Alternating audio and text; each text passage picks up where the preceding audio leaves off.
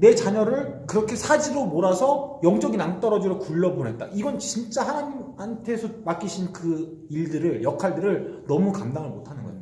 정말 오해하고 오해하시는 행동입니다.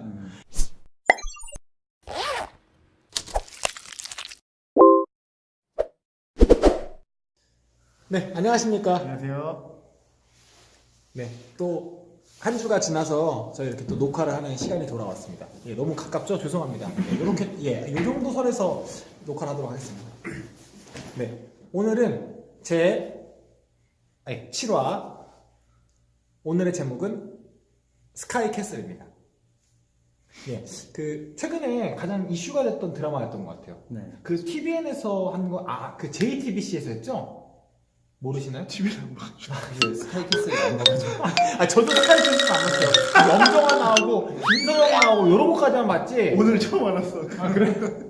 근데 아마 제가 알기로는 JTBC에서 한 걸로 알고 있습니다. 뭐 아니라면 죄송합니다. 근데 이제 그 스카이캐슬이 그 최근에 이제 드라마로 이슈가 되고 이제 그런 부분들이 있었었는데 뭐 그 스카이가 꼭 우리가 알고 있는 뭐 서울대, 고려대, 연세대 네, 그게 아니란 얘기도 있어요. 근데 뭐 그 이중적 의미를, 중의적 의미를 갖고 있다고 해서 다른 의미가 있기도 한다고 하는데 여하튼 간에 지금 2019년 한국에서 살아가고 있는 많은 그리스도인들도 그리고 그 청소년을 둔 부모님들의 어떤 동일한 마음들이 뭐 제가 자녀가 있어도 마찬가지일 것 같아요. 그런 부분에 있어서는 뭐 우리 아이가 공부 열심히 하는 거에 대해서 뭐 거부감을 가질 사람은 아무도 없지 않겠습니까?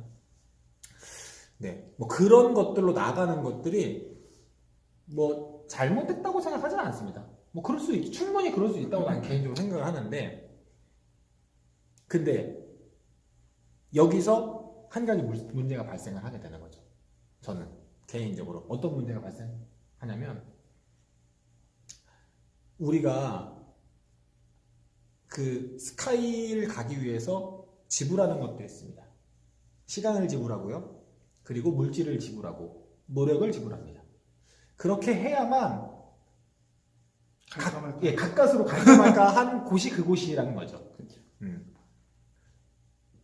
그때를 지나는 학생들이 그렇게 노력하는 건 아름다운 모습이라고 생각할 수 있는데, 제가 이제 그리스도인으로서 한 가지 안타까운 점이 있다면, 전 아직 부모가 아니라서 그런 것들을 이해하지 못하는 걸 수도 있는데, 왜 신앙적으로 스카이캐슬에 이르려는 열심이 왜 우리 부모들에게는 있지 않을까?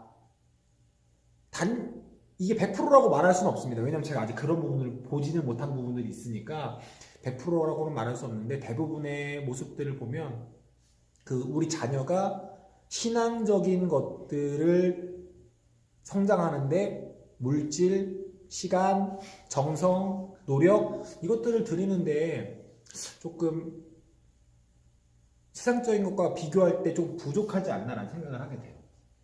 그것들에 대해서 우리 그 타조와 뻐꾸기는 죄송합니다. 올빼미는 어떻게 생각하는지 각자 의견을 조금 얘기해보는 시간을 갖고. 근데 우리 처음에 네. 우리 평납을 얘기했나요? 죄송합니다. 죄송합니다. 예, 그거는 자막으로 집어넣도록 하겠습니다. 그것도 지금은 해주죠. 네, 알겠습니다. 평신도 나불행이들의 불편한 수다 평나불 제 7화 이어서 나가도록 하겠습니다. 네. 뭔가 지금 찜찜하다. 네, 죄송합니다. 똥 싸고 안 한 느낌이. 네, 말해요. 저부터요? 우리 올빼미 씨. 네.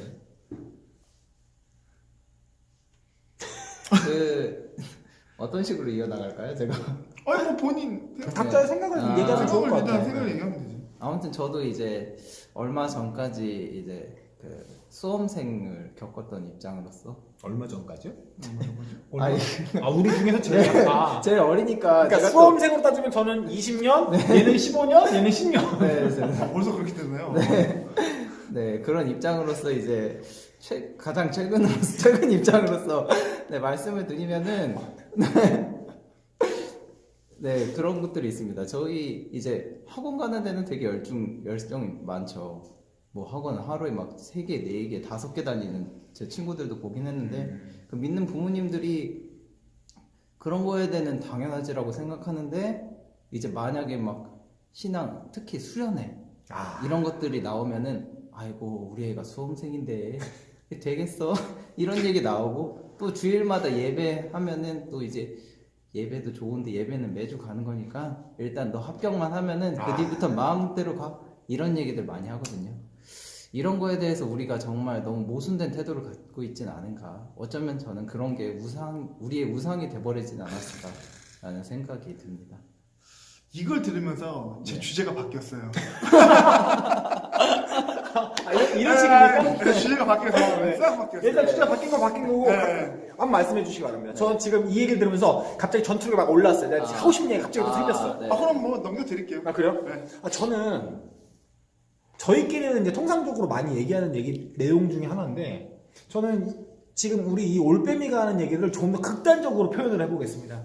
저는 이제 그리스도인인데 우리 자녀가 수련회라든지 혹은 예배라든지 이런 것들에 대해서 아유 이제 뭐 대학 하면 네가 할 걸 하고 나면 이런 얘기들은 자신의 자녀를 사지로 이렇게 민다고 저는 개인적으로 생각을 해요. 이거는 그 아이들의 믿음을 지금 보존해도 미래에 그 믿음이 유지된다. 그렇죠. 확증할 수가 없는데 나중에 되면 그 믿음이 돌아올 것이다. 아니면 생길 것이다. 이런 정말 어디서 그런 믿음이 생기는지 모르겠지만 그런 믿음을 갖고 지금은 조금 희생하고 신앙적인 부분에 있어서 그리고 나중에 그런 부분들 채워나가면 되지. 이건 진짜 낭떠러지로 자식들을 영적인 낭떠러지로 계속 이렇게 밀어붙이는 거라 저는 개인적으로 생각합니다. 그렇게 돼서 떠나게 되면 그 책임은 어떻게 질 겁니까? 다시 돌아온다고 생각하겠죠. 아니 하나님이 우리가 목사님들 이런 얘기 많이 하잖아. 여러분의 자녀는 하나님이 여러분에게 잠깐 맡긴 겁니다. 그런 말씀하시는 분들 있어요? 그래서 자녀를 키울 때 하나님께서 나에게 맡기신 귀한 영혼으로 생각하고 이제 키워라 이런 얘기들을 많이 하시는데 그러니까 그런 좋은 말을 해주시는 분 그러면 이거는 이렇게 생각하셔야 됩니다.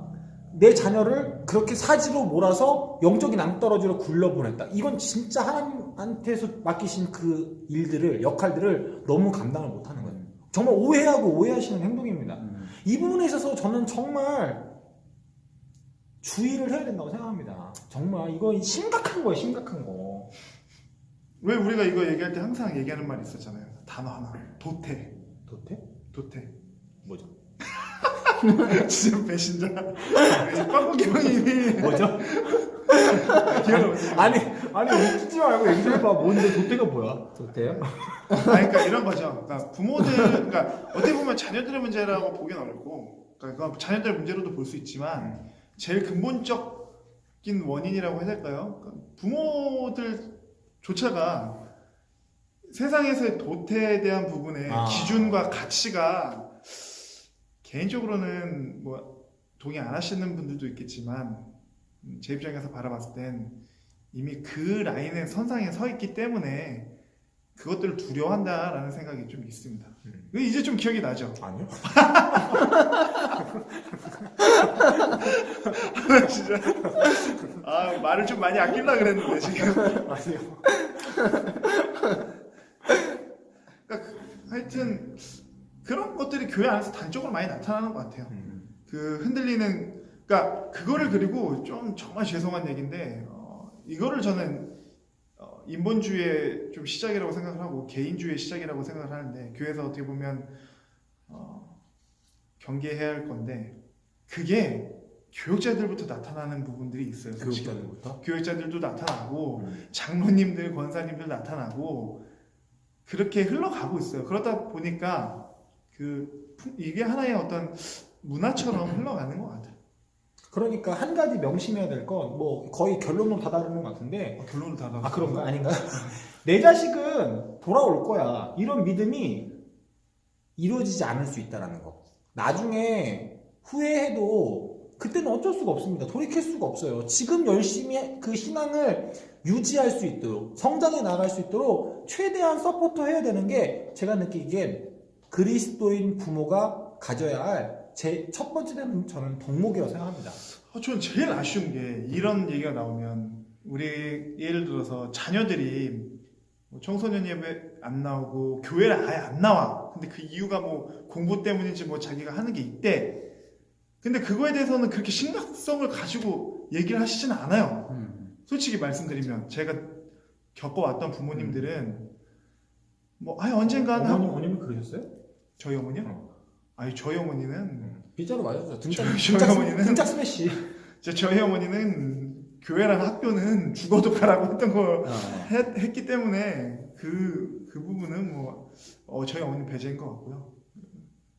근데 이제 그런 부분인 것 같아요. 그게 어디서 나타나냐면 만약에 우리가 교회 계속 안 나오는 사람들이 있으면, 그러니까 청소년들이 있으면 그건 어떻게 보면 그 사람이 잘 정착되지 못하고 또 하나님에 대한 어떤 신앙적인 모습들 기억하실런가 모르겠는데 예배편에서 우리 뻐꾸기 형님이 얘기했을 때 우리의 일주일간 삶을 돌아봤을 때 우리가 한 주 드리는 예배 이상으로 우리가 살아갈 수는 없다라고 그때 이제 그렇게 말씀을 하셨었는데 저도 어느 정도 거기에 동의를 하거든요. 우리의 예배 생활이 어떻게 보면 가장 홀리한 때이고 그 예배 습관을 우리의 삶 가운데 녹여서 사는 것 자체가 너무 힘든 건데 그거 교회조차를 안 나오고 아예 그런 친구한테 어떻게 그렇게 긍정적으로 생각을 하고 걱정도 없고 그렇게 하는지 정말 모르겠어요.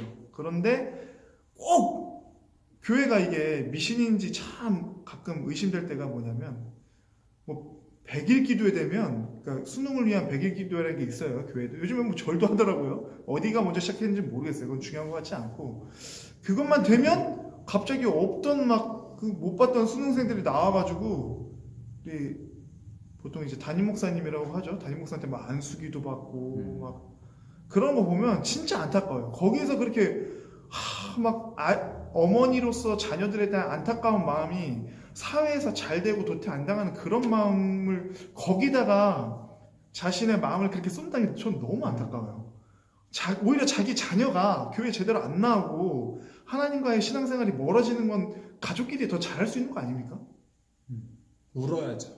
그러니까 그거에 대해서 오히려 울고 100일 기도회를 나갈 게 아니라 그것 때문에 울어야 되는데 그거에 대해서는 무사태평이야. 어떤 긍정의 그 믿음이 생긴 건지 모르겠는데 우리가 단적인 예로 신명기만 봐도 뭐 하나님 그러시잖아요. 이 세대에 대해서 그러니까 앞으로 너 이거를 여기다 뭐 손목에 쓰고 뭐 머리띠에 하고 뭐 읽어라. 하물며 하나님 뭐라고 하시냐면 너희와 나 사이에 증거가 된다고 그거를 읊어라 막 노래를 해서 만들어라. 너희가 까먹을 것 같으니까 까먹었을 때 이거를 기억하라고 노래까지 만드는데 하나님에 대한 내용을 그렇게 하지 않고 그런 공부라든지 어떤 사회 분위기 속에서 도태라는 것들이 너무 무서우니까 그렇게 하시는 게 아닌가 싶어요. 마치 이런 느낌이에요. 먼저 직업과 대학을 잘 가면 신앙은 그 다음이야 라는 느낌이에요. 마치 예수님이 옵션인 것 같아. 나 그거 되게 불쾌해 개인적으로. 예수님 전부잖아요. 전부예요. 그분 자체가 우리 인생의 지금 한 일순간에 우리의 생명과 모든 걸 다 주관하시는데 마치 우리는 이미 구원은 따놓은 당산이다라는 생각으로 하시면서 자녀들한테 그렇게 대하는 건지 모르겠어요. 근데 그런 부분들이 너무 괴리와 분노와 전 개인적으로 안타까움과 좀 속상함이 있는 것 같습니다. 어떻게 올빼미님 뭐 특별하게 더 하실 말씀 있으세요? 어떻게든 결론을 빨리 지으려고 아니 생각보다 시간이 많이 지났습니다 지금. 그러게요. 네. 그러면은 뭐 이 정도로 하고. 네, 저는 각자 그 마지막 결론 맺은 말 자기의 어떤 맺은 말? 의견을 한 번씩 딱 이제 표출 한번 하고 네. 깔끔하게. 알겠습니다. 네. 저부터 하나요? 네. 올빼미님 하시죠. 그럼 저희 여기 뻐꾸기님께서 제 9년 전에 리더셨거든요. 그때 했던 표현을 제가 인용해서 한번 얘기해 보겠습니다. 9년 전에. 네, 9년 전에 했던 표현인데 노린내 나는 거 아닐까? 멘트에서 노린내 나는 거 아닐까? 우리의 인생이 뭐라고 했지? 코끝에서 숨이 끊어지는 순간이 언제일지 모른다 이런 얘기를 했거든요. 그거 어떤 목사님 인용하신 걸 거예요. 거기 이재철 목사님. 거창 내려가신 이재철 목사님. 이재철 목사님. 네. 그래서 우리의 그 마태복음에도 이제 그 천국에 대해서 준비하라 급박성에 대해서 얘기하는데 우리 인생이 언제 끝날지 모릅니다.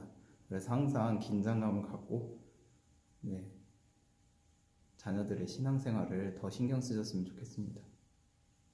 근데 저는 이 부모님들께서 두 아이의 아버지로서 네, 두 아이 아버지로서 제 아이들한테 물려주고 싶은 건 정말 그런 신앙 그리고 그 복음에 대한 내용 앞으로도 그걸 유튜브를 뭐 해서 영상을 해서 아이들한테 남겨주고 싶어요. 아이들이 제가 뭐 먼저 죽어버리면 아이들이 저랑 신앙적인 얘기를 할 수 있는 소통이 그거밖에 없으니까 그러니까 깨어있으라는 말에 대해서 다시 한번 생각해 보셨으면 좋겠고 여러분들이 천국은 원하는데 하나님 없는 천국을 원하는 건 아니지 그만큼 우리의 삶이 예수님에 대해서 현실적이지 않다라는 반증된 삶들이 너무 많아요 요즘 특히 교회 안에서 특히 직분자라는 분들의 이제 자녀들도 그렇고 저도 예외는 아닙니다만 다시 한번 생각해 봤으면 좋겠습니다. 그러니까 그리스도를 믿는 신앙이 어떤 삶인지 어떤 투철함인지 네, 저는 그런 것 같아요.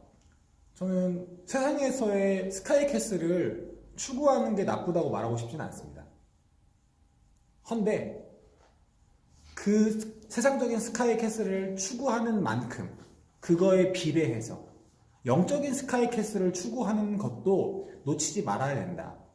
그러니까 둘 중에 극단적으로 뭐 하나를 선택해야 된다라는 걸 말하고 싶은 건 아니고 그 양 두 가지 중에 균형을 맞춰서 두 개를 다 놓치지 않도록 노력해야 되겠다. 그렇게 하는 게 좋지 않겠느냐.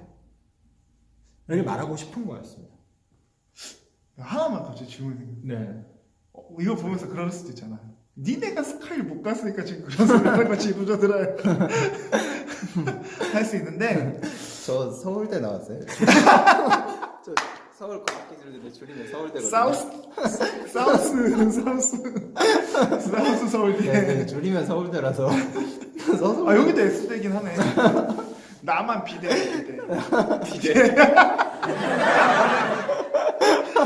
아 뭐 물론 스카이 다니시면서 그렇게 하면 가장 좋죠. 근데 어쨌든 뭐 아까 말씀하신 죽일 정도가 되지 않았으면 좋겠습니다. 근데 뭐 세상에서 그렇게 되는 게 너무 좋은 일이죠. 뭐 꼭 대단하다 뭐 이런 것도 그런 것일 수도 있는데 좋은 일인데 영적인 스카이캐슬은 더 좋은 일이다를 유념하셔서 그런 부분을 잊지 않고 뭐 우리 자녀나 또 우리 가리키는 뭐 아이들이 있다면 또 혹은 청년들이 있다면 그렇게 얘기해 주는 게 먼저 믿은 자로서 복음을 소유한 자들로서 마땅히 해야 될 일이 아닌가 라는 생각을 하게 되는 겁니다.